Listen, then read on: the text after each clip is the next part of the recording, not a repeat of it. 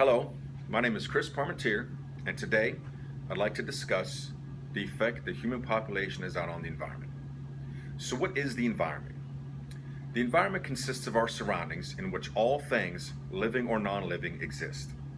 The environment is made up of the atmosphere, the air, the hydrosphere, water, the lithosphere, solid earth, the biosphere, all living organisms, and the geosphere, rocks and regoliths.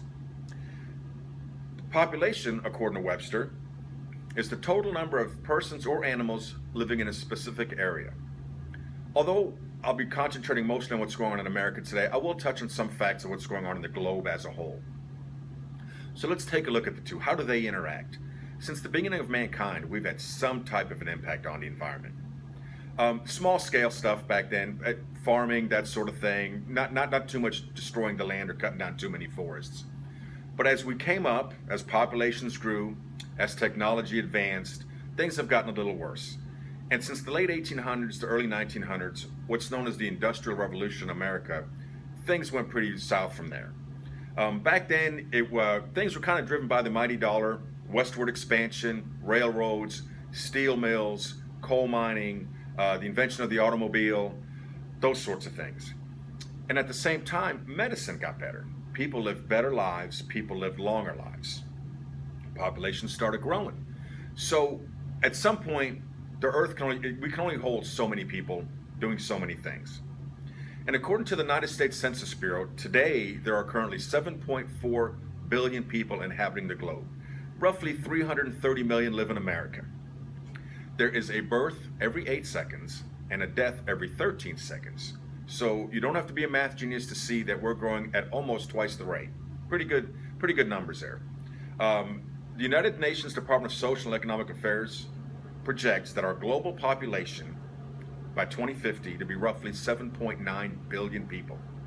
The same report found that the maximum holding capacity of the world is roughly 7.7 people. We will run out of natural resources to support an extra 2 billion people. So what do we need to do? Well, there's been large-scale destruction of the tropical rainforest to make room for agriculture and urbanization. Forests have been cut down for farming to meet the needs of the growing population. We've polluted our rivers, we've polluted our waters. And a strange fact I found out while doing some studying was one of the first indicators of what's going on in the environment is the amphibious species. Lizards, frogs, toads, those sorts of things, they absorb the atmosphere through their skin. And as they die off, we can see between the certain species what's actually going on in the environment. Most of it air pollution, a lot of water pollution obviously. And according to the World Organization of Zoo, at the current rate the amphibious animals are dying, it is greater or almost as great as the mass extinction of back in the dinosaur days. So what can we do? As humans, we have an integral part of the environment. We have the ability to control what's going on in our environment more than any other species on the planet. And we owe it to the other species of the planet, who have as much right to live on this planet as we do, to do something. So what can we do? We can't rely solely on industry, not industry, but the governments. We can't rely on the governments to do it all. There's money involved, lobbyists, those sorts of things. But as individuals, there's a lot we can do. As Americans, we can recycle our trash, our weekly trash, that sort of thing. My family, we're very large in recycling. We actually recycle more in a week than we throw away. With the United States, waste tops roughly about 400 billion tons. Imagine that, 400 billion tons. Huge number, but half of that could be recycled. The recycling industry right now in 2010 employs about 50,000 people. Recycles 145 million tons annually, give or take a little bit, and it's worth about $65 million. A 2010 EPA report found that if you just recycled 1 ton of paper, you would save enough energy to power the average home for 6 months. You would save 7,000 gallons of water, 3.3 cubic yards of landfill space, and save 1 metric ton of greenhouse gases. That's paper. At my work, we burn a ream of paper a day, easy. Schools, colleges, think of all those things. Although there's a lot of recycling in the industry, we can definitely do more. Aluminum cans, sports drinks, Coca-Colas, canned food, those sorts of things. Aluminum cans have actually been considered the most valuable item in the recycle bin. They actually pay to recycle themselves. And according to the Aluminum Association of the United States, nearly 75% of all the aluminum ever created in America is still in use today. That's a pretty good number there. And you literally just have to throw it in a bin. It pays for itself.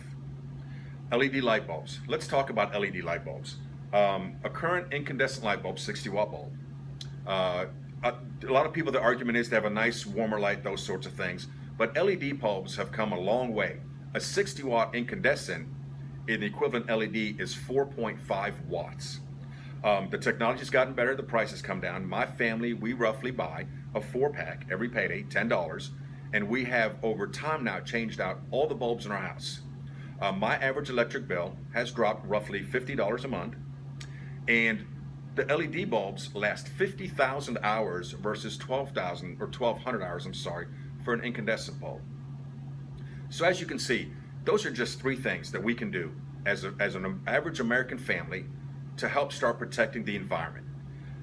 I challenge everyone out there to try to do something, to do a small part to help out. We live in a beautiful world with great people, and we deserve it to the future generations to try to save that as much as we can.